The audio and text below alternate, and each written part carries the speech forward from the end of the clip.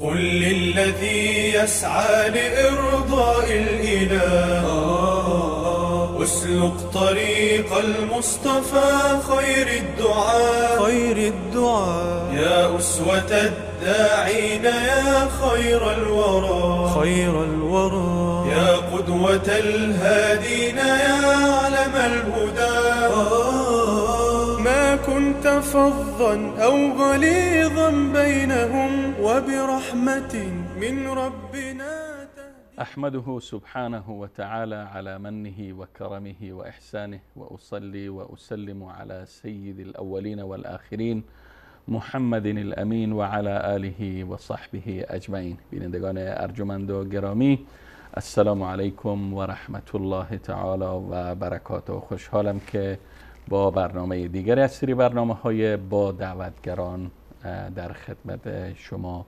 گرامیان هستم و در این برنامه نیز مهمان ما جناب استاد فضل الحق سلیمانی خواهند بود که البته این دومین قسمتی است که با ما در استودیو حضور دارند و در قسمت اولی برنامه از ابتدای تولدشان تا سن 18 سالگی تا دوره فارغ التحصیلی از دبیرستان صحبت‌هایی داشتن و در این برنامه سفرنامه ایشان را اگر دقیق باشه انشالله پی میگیریم و از ورودشان به شهر زاهدان، شهر حافظان قرآن صحبت را آغاز میکنیم. جناب استاد سلیمانی گرامی، بار دیگر حضور شما را در استودیو خیر مقدم و خوش آمد میگم. بنده هم عرض سلام دارم و با احترام خدمت شما استاد صیقل عزیز و همچنین خدمت هم بینندگان عزیز و ارجمند و امیدوارم در این برنامه هم که در خدمت شما و بینندگان عزیز هستیم پاسخگوی خوبی به سوالات شما باشم. سلامت باشین جناب استاد. البته خودتانم میفهمین که برنامه بیشتر خود ما نیست. شما گفتین که یک و تنها سوار اتوبوس شدین و از تهران، از کلان شهر بگیم، از پایتخت ایران به سمت شهر زاهدان، شهر حافظان قرآن رخت سفر بستین و شایدم چون شهر زاهدان تقریبا میشه گفت که مرکز اهل سنت هست و مدارس دینی در اونجا هم ماشاءالله خیلی ها شگوفاست، شاید در رسانه های رژیم آخوندی ایران آنقدر تصویر مثبت از شهرهای اهل سنت به باشندگان، کسایی که در تهران سکونت دارن، ارائه نشده باشه. شما وقتی قبل از اینکه به زاهدان برین چه تصوری از شهر زاهدان داشتین و بعد از اینکه وارد این شهر شدین چه احساساتی به شما دست داد؟ استاد صیقل عزیز، همونطوری که خودتون هم اشاره فرمودید موضوع متاسفانه یک سری یعنی هنوز هم ادامه داره این شایعات و این تبلیغات منفی بر علیه مناطق از سنت به صورت عموم.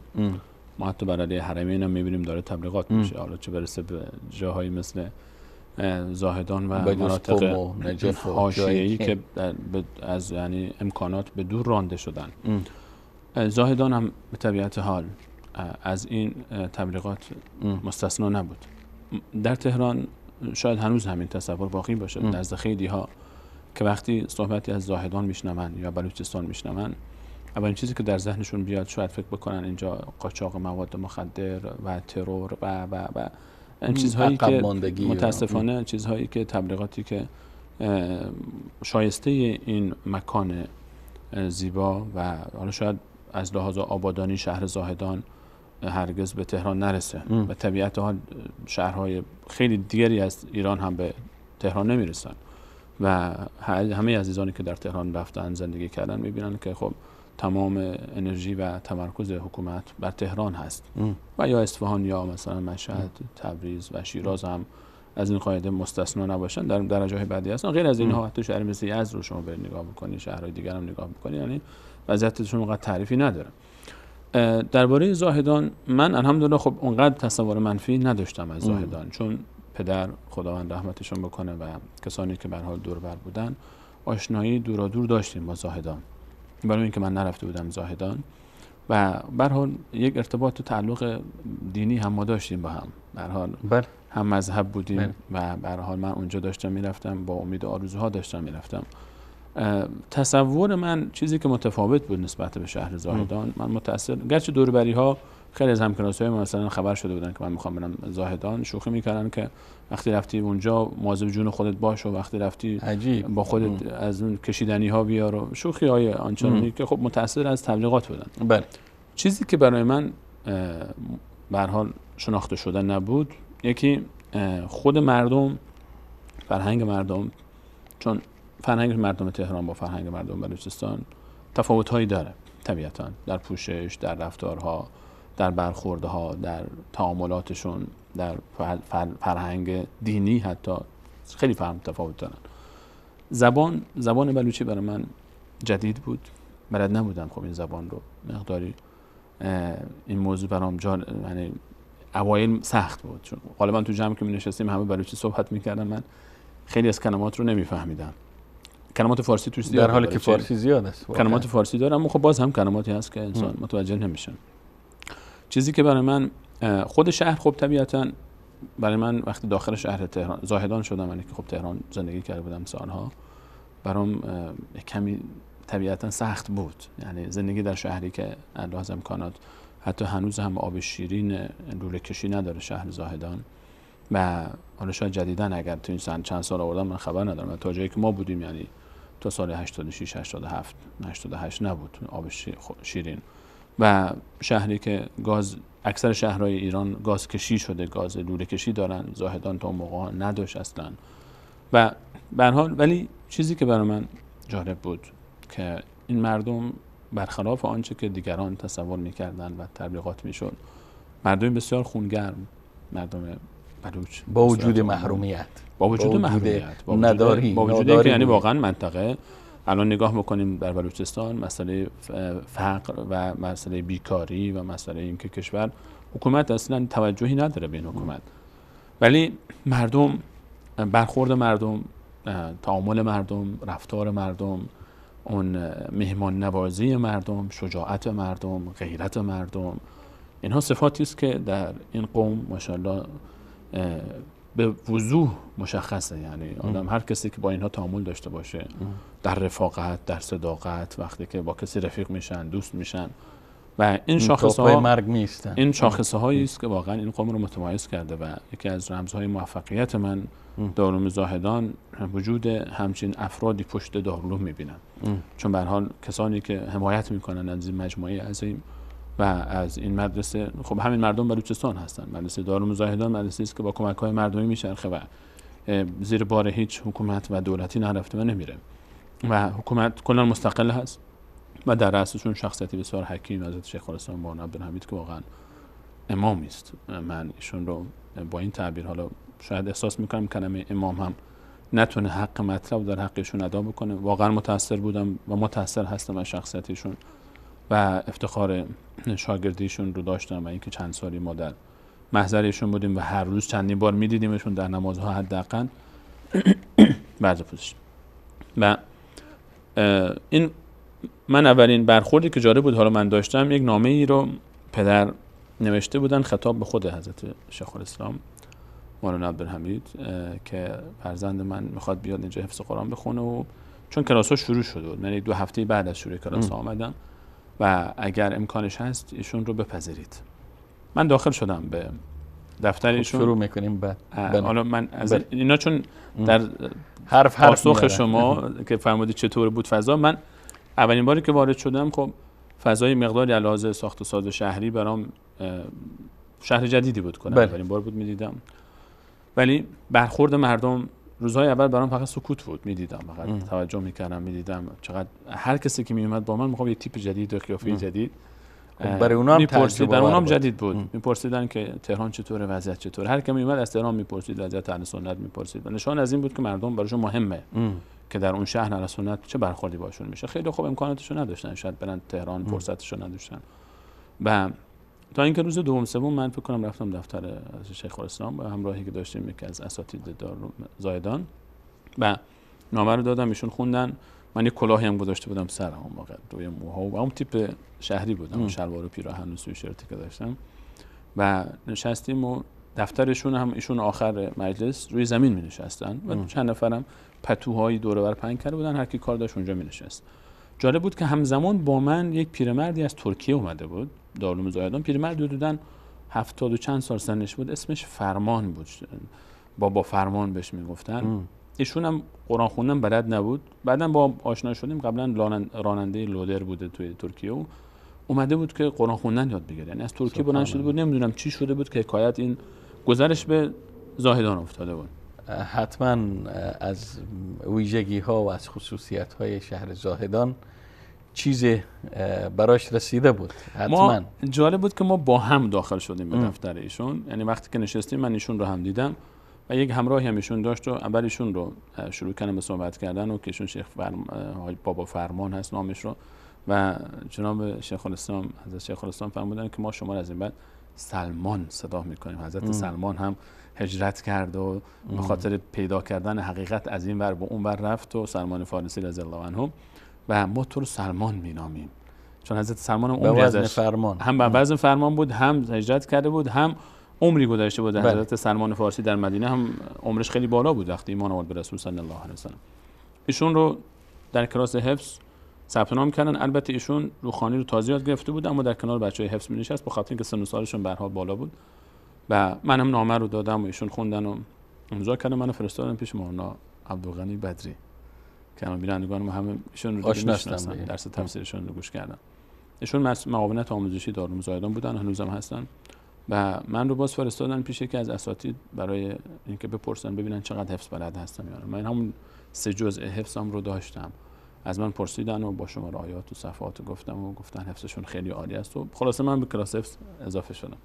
اولین برخورد من با حضرت شیخ الاسلام بسیار برخورد محترمانه ایشون، اون لبخندشون، اون برخوردشون بر من خیلی زیبا بود و در کل تمام برخوردهایی که من از مجموعه دارالعلوم زاهدان دیدم، از اساتیدشون، از تمام پرسنل کاری که بودن، من در چند سالی که اونجا بودم واقعا زندگی کردم در اون فضا و در شعبه حفظ زاهدان من مشغول به تحصیل حفظ قرآن کریم شدم و حدود 20 ماه طول کشید تا من تونستم که کل قرآن کریم رو حفظ کنم. کمتر از 2 سال طول کشید. من به صورت شبانه روزی حفظ می‌کردم، من روزی 2 ساعت. تنها حفظ بود. حفظ بود. من البته برای من تنها حفظ نبود، یعنی کلاس شعبه حفظ بود. من در کنار اینکه حفظ می‌کردم همون موقع چون پیش زمینه‌هایی از صرف و نحو و ادبیات عربی داشتم، چون قبلا کار کرده بودم در خونه زیر دست بابا خدا بیامرز، من تفسیرم مطالعه می‌کردم همون موقع، در کنارش کتب تفسیرم مطالعه می‌کردم و همون موقع من با درس تفسیر مولانا نعمت الله توحیدی آشنا شدم. یکی از اساتیدی که واقعا نامش در تاریخ اهل سنت ایران خواهد ماند، حضرت مولانا نعمت الله توحیدی رحمت الله علیه، اون موقع‌ها درس تفسیر داشتن. درس تفسیری که الان مولانا عبدالغنی بدری دارن و ما پخش می‌کنیم برای بینندگان عزیز پخش میشه در وصال حق. اون موقع حضرت مولانا نعمت الله توحیدی داشتن، خدا رحمتشون بکنه. و در دوره شعبان و رمضان من فاصله بین شعبان و رمضان رو غالبا نمیرفتم خونه، میموندم در زاهدان و استفاده میکردم از این فرصتایی که اینجا بود. تعطیلات بود، 3 ماه تعطیلات، در این 2 ماهش دوره چیز بود، تفسیر بود. از زاهدانی شده بود این دیگه به تعبیر. من فقط یک بار یک 40-50 روزی که اومدم، اولش یکم برای من قربت سخت بود. عید قربان رفتم تهران. عید قربان رفتم تهران، 1 هفته 2 هفته دوباره برگشتم.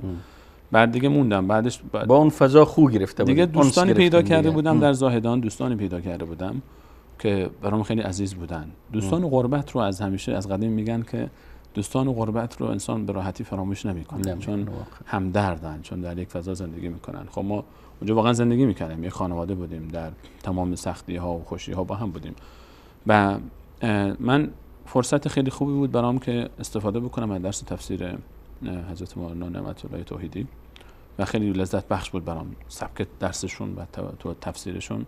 من در شعبه حفظ همزمان که داشتم حفظ میکردم درس تفسیرشون رو هم پیگیری میکردم، یعنی شرکت میکردم در کلاس‌هایشون و این فرصت برام فراهم شد. الحمدلله بعد از کل مجموعه 2 سال، در 2 سال من 20 سالم بود که حفظم به پایان رسید و هرگز فراموش نمیکنم اون لحظه‌ای که آخرین آیه‌ای که من یعنی حفظم مونده بود، من سوره فتح رو گذاشته بودم به عنوان آخرین سوره‌ای که حفظ بکنم. بقیه سوره هم حفظ شد، سوره فتح گفتم همون فتحی، اسم فتح رو باز دارم برای اینکه حفظم تمام بشه.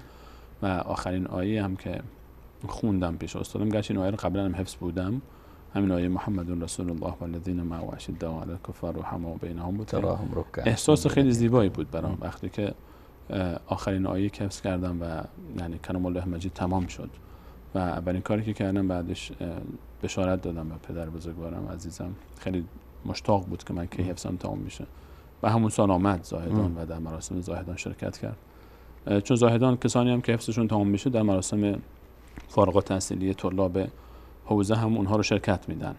بچه‌ای که حفظشون تمام شده هم هستن جزء مراسم و خانواده‌شون غالبا میان و اون سال هم پدرم خداوند رحمتشون بکنه آمد و بسیار خاطرات زیبایی بود. دوران شعبه حفظ زاهدان من استاد دیگری البته مناسب هست نامشون رو حتما اینجا به عنوان حق شاگردی و ادب شاگردی ذکر بکنم که در چند ماه آخر ما 2 تا کلاس رو 1 کلاس کردن. باز یک دیوار بود وسط برداشتن 2 تا کلاس ما 1 کلاس شد. استادی داشتیم حافظ غلام الله نارویی، بسیاریشون در حفظ من کمک کرد به من در ماهای آخر، مخصوصا در بحث تجوید خیلی حساسیت خاصی داشت و بسیار روی من حساب میکرد و الحمدلله من در 2 سال تونستم که در فتره 2 ساله حفظم رو به پایان برسونم. تنها حفظ بود؟ پس شما شعبه حفظ؟ من فقط در شعبه حفظ بودم ولی خب خودم مطالعات جانبی داشتم در کنارش و در کنار این که ما همونجا سعی میکردیم که استاد سلیمان شهبخش حافظ استاد من بودن در حفظ قرآن پیشنهاد میکرد که با دوستانی کم کلاس من هستن در بحث شماره آیات و صفحات کار بکنیم. اونجا ما فعالیت داشتیم و الحمدلله بعد از 2 سال 20 ساله بودم که حفظم تمام شد. بحث حفظ مطرح شد جناب استاد. آیا حفظ سهل است، آسان است حفظ قرآن؟ حفظ قرآن کریم آسان است، بسیار آسان است. اما من میگم که حفظ کردن خیلی آسان است، اما نگه داشتن سخت‌تر از حفظ کردن است. این رو عزیزانی که حفظ کردن کاملا متوجه بشن من چی میگم. حفظ کردن آسان است، کار سختی نیست، به راحتی میشه حفظ کرد. اما نگه داشتنش سخت‌تر از خود حفظ کردن است. یک کسی که حفظ میکنه نباید فکر کنه که خب تمام شد، باید هی تکرار بکنه، همیشه تکرار بکنه. حتی مسلط ترین حفاظ کلام الله مجید هم اگر 6 ماه تلاوت نکنن، 1 سال تلاوت نکنن، بعدش بیان برگردن دوباره شروع بکنن، میبینن که دچار مشکل‌های خیلی عمده شدن. ولی اگر حفظ بار اول خیلی خوب بود، ولو اینکه خدای نکرده فراموش هم بشه، باز دوباره برمیگرده. حفظ آسان هست ولی پیگیری میخواد، ولی استمرار میخواد، ولی تلاوت میخواد. و حفظ با معانی، حفظ با معانی آیات هم آسان تره، هم زیباتره، هم با ارزش تره. هر کسی که حفظ میکنه، من بارها تاکید کردم همیشه به عزیزانی که حفظ میکنن که هدف ما از حفظ کردن چی هست؟ که یاد بگیریم، که بفهمیم، که عمل بکنیم. پس به همین خاطر برنامه حفظ قرآن که در شبکه جهانی وصال داره پخش میشه، اکثرا وقتی بیننده متوجه میشه تفسیر است. من به این خاطر که چون روش‌های حفظ قرآن کریم، همونجوری که شما اشاره فرمودید، برنامه حفظ قرآن که ما در سال هفت داشتیم، حدود 4 سال میشه ما که ما تا حالا لحظه ضبط برنامه ما 16 جزء رو رفتیم، یعنی پایان سوره مبارکه طه. و من همیشه به بینندگان عزیزم گفتم که کسانی که دوستان قرآن حفظ بکنن که اولا عجله نکنن در حفظ قرآن کریم، چون همین که نیت میکنه انسان و کارو شروع میکنه، عمر اگر کف افتاد تموم میشه. اگر عمر جواب نداد، ان شاءالله روز قیامت الله تعالی پاداش این کارو کامل به ما میده، چون کار شروع کردیم. دوم اینکه ما حفظ رو بفهمیم که ما هدفمون از حفظ کردن چیه. هدف اینه که من قرآن رو بفهمم، بیشتر تلاوت بکنم، بفهمم، یک پلیس درونی در من ایجاد بشه که این سبب بشه تا من رو به حرکت در بیاره و این رو استفاده بکنم در راه زندگی خودم، چون قرآن کتاب زندگی ماست. به همین خاطر ما در برنامه حفظ قرآن هم بیشتر تاکید ما روی فهم و دروس و عبری است که از این آیات است، چون فهم کمک هم میکنه به حفظ. همه عزیزانی که حفظ کردن با فهم آیات و عزیزانی که حفظ کردن بدون ترجمه، اگر یک کسی تجربه بکنه، یک سفر با فهم حفظ بکنه، یک سفر هم میتونه بدون اینکه بفهمه چی شروع کنه به حفظ کردن. اونی که با فهم انسان حفظ میکنه حداقل 10-11 مرتبه زودتر حفظ میکنه، ماندگارتر هم هست و بهترم لذت میبره. به همین خاطر من از همون ابتدا که شروع کردم به حفظ، خودم هم همین روش رو شروع کردم و هر وقت که میخوندم همیشه یک کتاب تفسیر کنارم بود و مطالعه میکردم از تفاسیر که بفهمم چی هست. یعنی آیه رو تا متوجه نمیشدم، مفهومش رو نمیتونستم حفظ بکنم. همین روش رو هم برای عزیزان پیشنهاد کردیم و الحمدلله تا اینجا که احساس میکنیم که عزیزانی هم که با ما بودن موفق بودن در این روش در بحث حفظ قرآن کریم. نقش حفظ قرآن را در زندگی علمای دینی در راستای فعالیتشان چگونه ارزیابی میکنید؟ آیا لازم هست که یک کسی که در راستای یا در زمینه علوم دینی و فعالیت‌های دعوتگری مشغول هست باید قرآن حفظ بکنه؟ هرچند که اگر به صورت کلی نگاه بکنیم شاید بگیم واجب باشه، واجب نیست که به هر حال هر دعوتگری، هر کسی که هر چقدر بلد هست وظیفه‌اش هست که دعوت بکنه. بلغوا عنی ولو آیه، رسول الله فرمود از من برسونید ولو اینکه یک حدیث، یک روایت، یک آیه از من شنیده باشید. دعوتگری بین معنی نیست کسی حافظ قرآن نباشه پس نمیتونه دعوتگر باشه. این رو اول من توضیح بدم که سوی برداشت نشه از صحبت من. هر کسی در هر جایی که هست در هر حد توانایی خودش باید دعوتگر باشه. امر معروف و نهی از منکر وظیفه تک تک افراد این امت است، نه یک گروه خاص. اما به طبع وقتی که انسان در یک زمینه تخصصی میخواد کار بکنه، یک دعوتگر وقتی میخواد به صورت تخصصی در میدان دعوت داخل بشه، سلاح اولش چیه است؟ قرآن کریم هست. قرآن کریم رو منهجش هست، برنامه زندگیش هست، برنامه دعویش هست، برنامه دینیش هست، اون چیزی هست که داره به اون دعوت میده. و هر چقدر تسلطش به قرآن کریم بیشتر باشه، یقینا در راه دعوت موفق تره. به همین خاطر اگر عزیزی میخواد واقعا تخصصی، حالا چه در زمینه دعوت، چه حتی در علومی مثل تفسیر به صورت خصوص، باز کسی بخواد مفسر چیره دستی باشه و خیلی کار بکنه و خوب کار بکنه، یا در علوم شرعی بخواد موفق باشه، من پیشنهاد میکنم اولین قدمی که انجام میده قرآن حفظ بکنه. حتی جناب استاد سلیمانی گرامی، من افراد رو به یاد دارم که فکر کنم صاحب یکی از فرهنگ های عربی که خودش مسیحی است اما قرآن حفظ کرده، لااقل سوره های زیادی، اجزای زیادی، مثلا این واقع در مصر و در لبنان و در سوریه و اینجا که مسیحی ها هستن و اکثرا به ادبیات عرب خیلی ها علاقمند هستن، اینها حفظ کردن قرآن. اینها حفظ کردن چون حداقل میگن که ادبیات عرب بزرگترین و معتبرترین و زیباترین مرجعش قرآن کریم است. اونها از بعد ادبی نگاه میکنن، باز هم میرن سراغ قرآن کریم. حالا ما یک دعوتگر وقتی که میخواد دعوت بده از لحاظ اعتقادی، از لحاظ دینی، از لحاظ منهجی، اینها باید بره به سراغ قرآن کریم و تجربه هم نشان داده. من خودم افتخار داشتم که چی اشکالی داره استاد که مثلا از ابتدای برخی توصیه میکنن، برخی علما توصیه میکنن که وقتی ما افراد را هم میشناسیم که اطفالشان، کودکایشان، فرزندانشان وارد مدارس دولتی نمیکنن، یعنی از اون کلاس هفتم یعنی دبستان یا مکتب ابتدایی نمیکنن الا اینکه قبل از آن حفظ کنن، یعنی از سن 5 سالگی اگر حفظ قرآن کریم اگر زود شروع بشه هم ماندگارتره، هم تقویت میکنه حافظه انسان رو، هم در آینده خیلی کمک میکنه به آدم. یعنی واقعا ما اگر مقایسه بکنیم، من بدون ذکر نام عزیزانی اساتیدی داشتم که افتخار شاگردی اونها رو در تفسیر قرآن کریم داشتم، عزیزانی که مفسرهای چیره دستی هم بودن. واقعا اینها تفاوتشون رو وقتی من احساس کردم که فلانی قوی‌تره، دلیل قوی بودنش هم اینه که قرآن رو حفظه. مفسری که قرآن رو حفظ است با مفسری که قرآن رو حفظ نیست، مثلا اگه اینطور با هم مقایسه بکنیم، این که قرآن رو حفظ هست خیلی مسلط تره، چون تمام استدلال ها و دلایل در ذهنش هست، همه رو حفظه.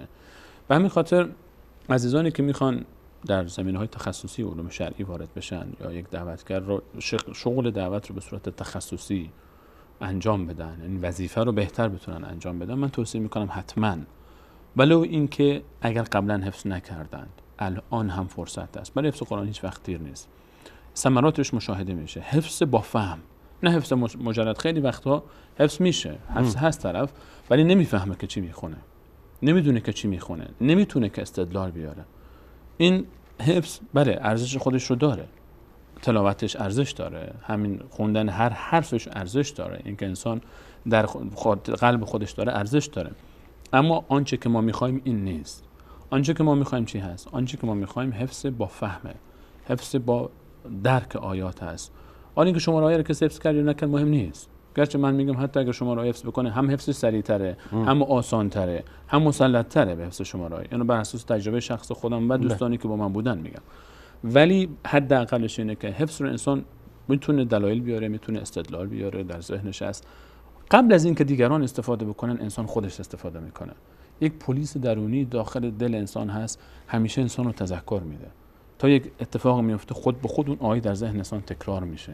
یک پلیسی از درون داره انسان رو یادآوری میکنه که فلانی تو این آیات رو حفظی، این چیزها هست.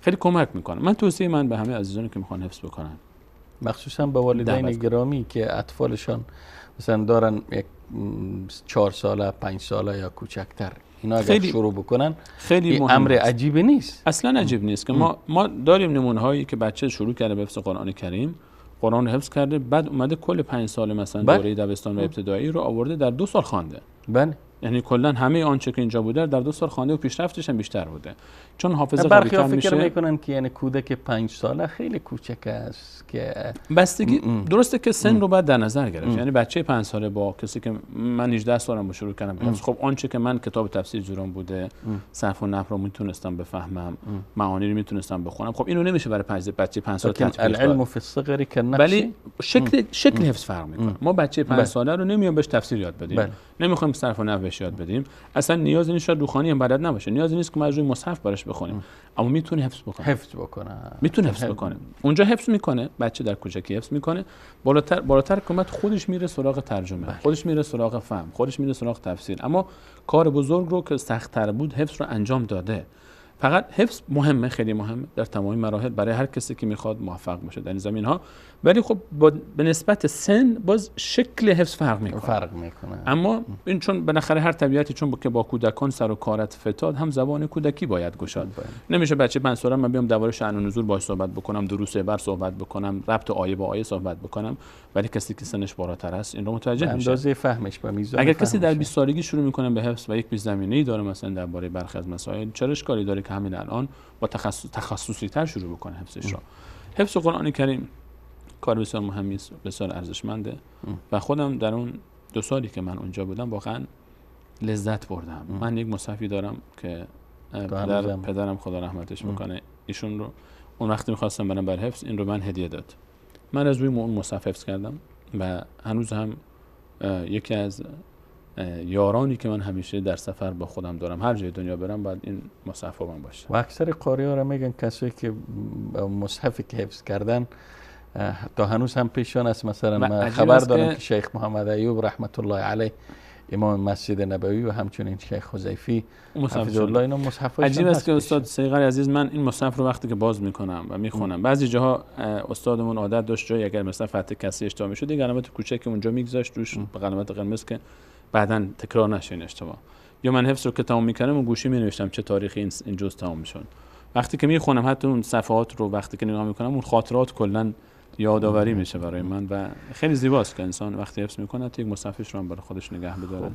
جناب استاد سلیمانی گرامی، باز هم وقتی برنامه ما به پایان رسید و انشالله در قسمت بعدی و طوری که میبینم ما باید 1-2 قسمت دیگر هم با شما برنامه بریم و از خاطرات شما و از تجارب شما باید مستفید شویم و بیننده های عزیز و گرامی نیز باید مستفید شوند. فعلا البته از حضور شما و از حضور بیننده های عزیز و گرامی مرخص میشیم. انشالله منتظر باشین در برنامه بعدی، در قسمت بعدی این برنامه نیز استاد سلیمانی گرامی با ما خواهند بود و صحبت را انشالله بعد از اتمام حفظشان و ورودشان به تخصصهای دیگر دارالعلوم زاهدان شروع خواهیم کرد. تا آن زمان از همه شما گرامیان را به پناه الله یکتایی به همتا می سپارم و السلام علیکم و رحمت الله تعالی و برکاته. قل للذي يسعى لإرضاء الإله اسلك طريق المصطفى خير الدعاء يا أسوة الداعين يا خير الورى يا قدوة الهادين يا علم الهدى ما كنت فظا أو غليظا بينهم وبرحمة من ربنا تهدى.